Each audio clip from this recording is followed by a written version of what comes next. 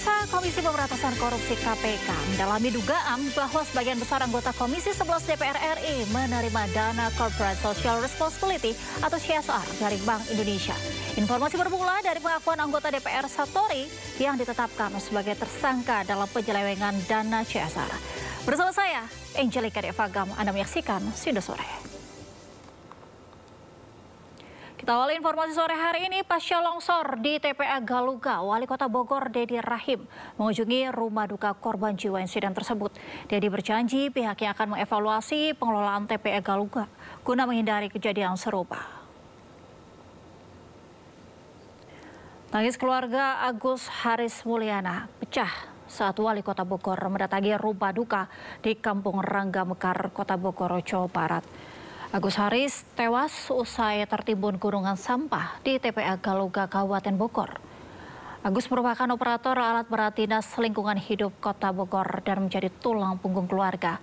Pasca kejadian, Pemkot Bogor berjanji akan mengevaluasi menyeluruh pengelolaan dan perluasan TPA Galuga untuk menghindari kejadian serupa.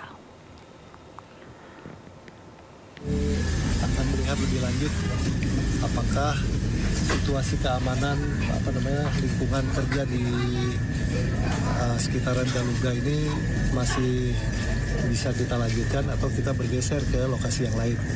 Yang pasti kita tidak ingin memaksakan, misalnya kalau lokasi di situ sudah terlalu banyak tumpukan sampah, tentu dengan luasan lahan kita sebesar 38 hektar kita harus cari lokasi yang lebih punya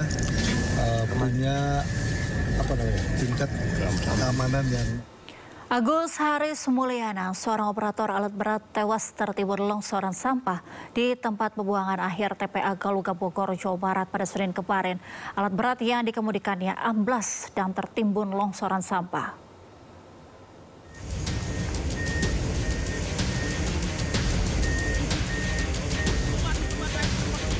Seorang operator alat berat meninggal dunia karena tertimbun longsoran sampah di TPA Galuga di Kecamatan Galuga, Kabupaten Bogor. Saat kejadian, korban sedang meratakan gundukan sampah menggunakan alat berat. Ketika alat berat melintas di lahan dangkal, tiba-tiba amblas dan menimbun alat berat dan juga korban. Diduga, longsor terjadi karena hujan mengguyur wilayah Bogor dan sekitarnya sejak Minggu. Tingginya gunungan sampah membuat retakan tanah serta sampah amblas. Sementara proses evakuasi korban berlangsung selama 2 jam. Korban yang meninggal dunia di lokasi kejadian dibawa ke rumah sakit.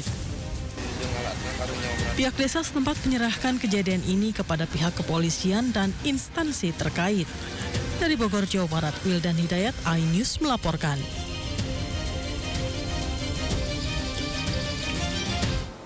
Sehari jelang demo besar-besaran di pusat Kota Pati, Jawa Tengah, warga terus berdatangan ke posko donasi di sekitar alun-alun untuk memberikan dukungan.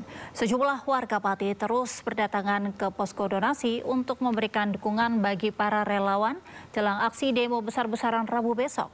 Beragam karangan bunga dan spanduk tuntutan aksi juga tampak berjajar di sekitar halaman pendopo Pati.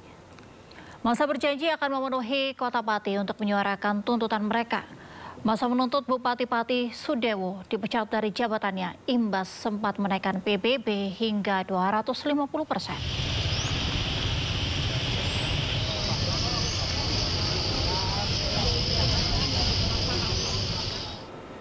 Pemirsa, jelang demo besar-besaran di Pati, Jawa Tengah, Rabu 13 Agustus besok, sejumlah warga sudah berkumpul di halaman kantor Bupati. Warga menggelar doa bersama serta mengumpulkan donasi.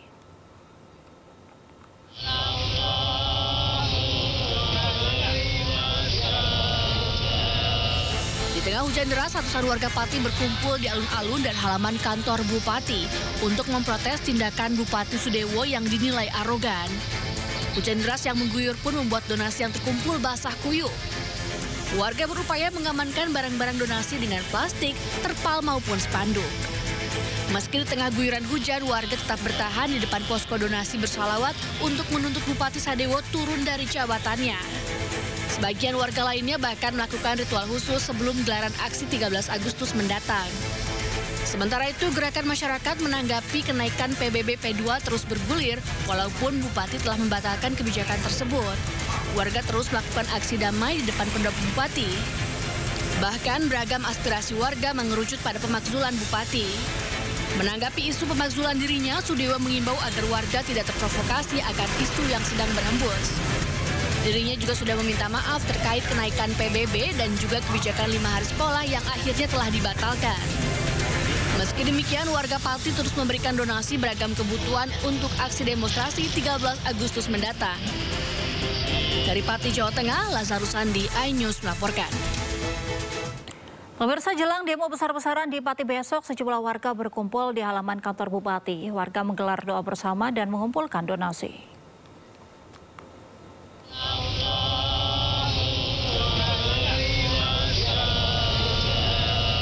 Di tengah hujan deras, ratusan warga Pati berkumpul di alun-alun dan halaman kantor Bupati untuk memprotes tindakan Bupati Sudewo yang dinilai arogan.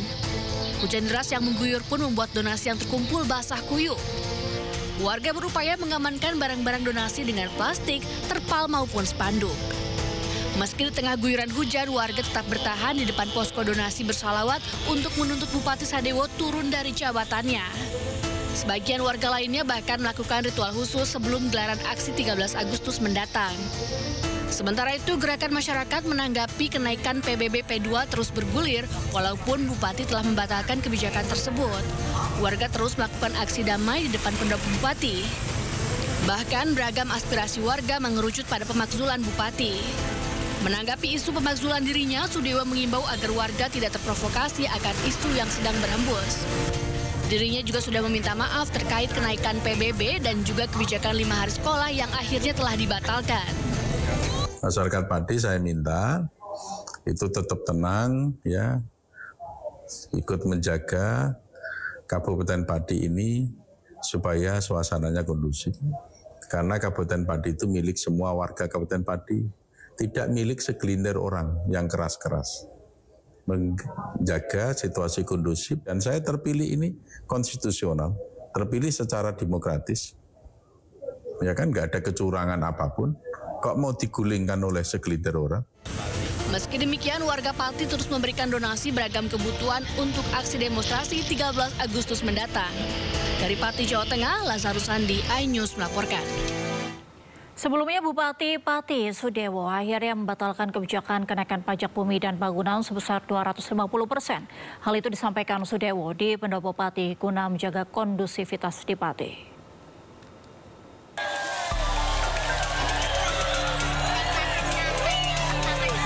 Bupati Pati akhirnya membatalkan kenaikan pajak bumi dan bangunan perdesaan dan perkotaan atau PBB P2 setelah desakan dari masyarakat.